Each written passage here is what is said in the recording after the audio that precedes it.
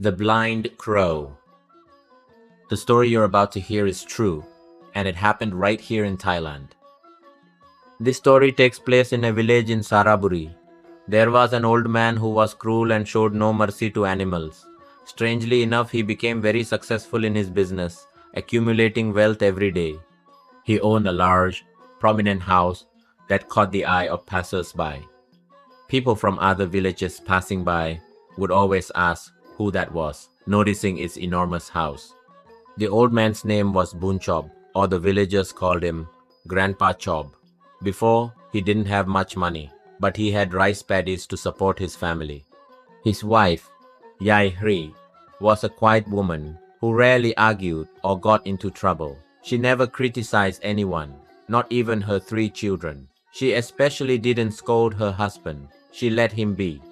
They said Hri could never do anything quickly enough for Grandpa Chob, so he was constantly yelling at her, saying, "You're as slow as a turtle, so annoying." But I liked him. He wasn't irresponsible at all.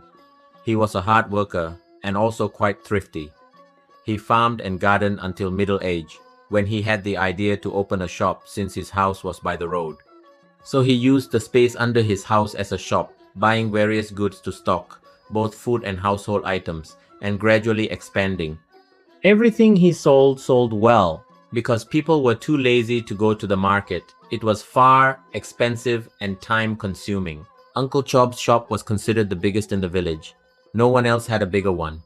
He had everything, even stove, pans, spatulas, mortars, electrical appliances, light bulbs, and even bicycle parts. If someone bought something and didn't know how to use it, he would fix it for them, adding a fee for his service. He also sold snacks, soft drinks, ice, and even vegetables that his wife grew. He also kept pork, chicken, and even fish in his refrigerator to sell. If Grandma Hri saw that the meat had been sitting in the refrigerator for several days, she would make curry with it and sell it in the mornings and evenings. People would come to buy it because they were too lazy to cook themselves. The villagers said that selling curry was Uncle Chob's idea. He had a knack for business. Grandma doesn't want to do much. Just planting vegetables and helping to sell things is already tiring enough for her. At first, they didn't have a car. Later, they got a pickup truck to buy supplies for the shop. Their children, after graduating, went to work and built their own lives, separating themselves from their parents. Once they had enough money, Grandpa Chob built a large traditional Thai-style house to be a source of pride for himself and his wife, while the old house was used to store the goods they had bought and stockpiled, eventually becoming a warehouse.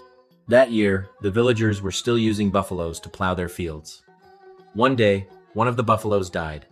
Grandpa Chob quickly went to buy it to make salted meat. He haggled the price down until the owner was almost in tears, but the owner had to sell it.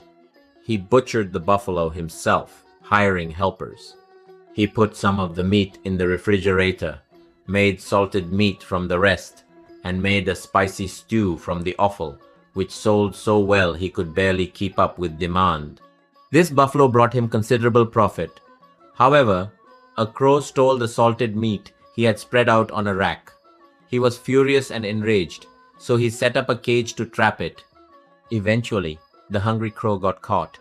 Grandpa Chob, furious, tied the cage with a rope and threw it into the canal in front of his shop, hoping it would drown. Grandma Hri saw this and quickly pulled the cage out. The crow nearly drowned. Grandpa Chob was angry and scolded his wife. Grandma Hri said, "Why did you do that? It was hungry. Let it eat something." Hearing this, Grandpa Chob became enraged, accusing his wife of valuing the crow more than him. Grandma Hri didn't argue but begged them to let it go, not to kill it. Many villagers also pleaded, saying they had pity on it and should do good deeds because it was on the verge of extinction.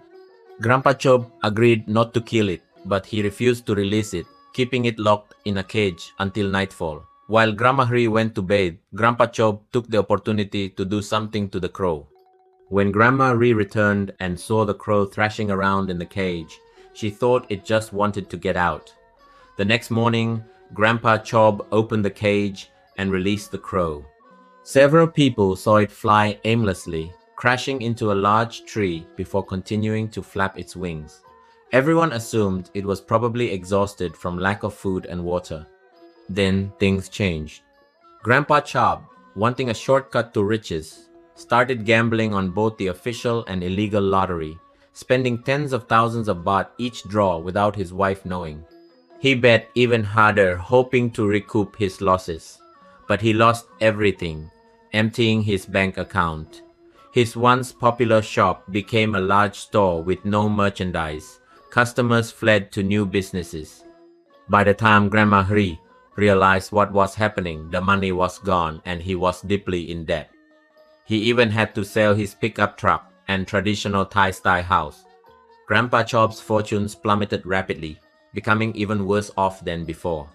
One day, he went into the garden, and a small twig pricked his left eye, blinding him. A year later, he heard a rooster crowing and rushed to investigate, tripping and falling. The sharp stick he was carrying, meant for mending sacks, pierced his right eye. Karma had caught up with him. He was now blind in both eyes and practically penniless.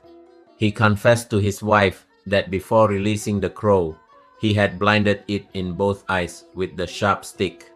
His wife was shocked, believing that karma had finally caught up with him. Thank you for listening to Thai Local Tales. I'm Captain Piroj. Until our next journey together, take care, stay curious, and I'll see you in the next episode.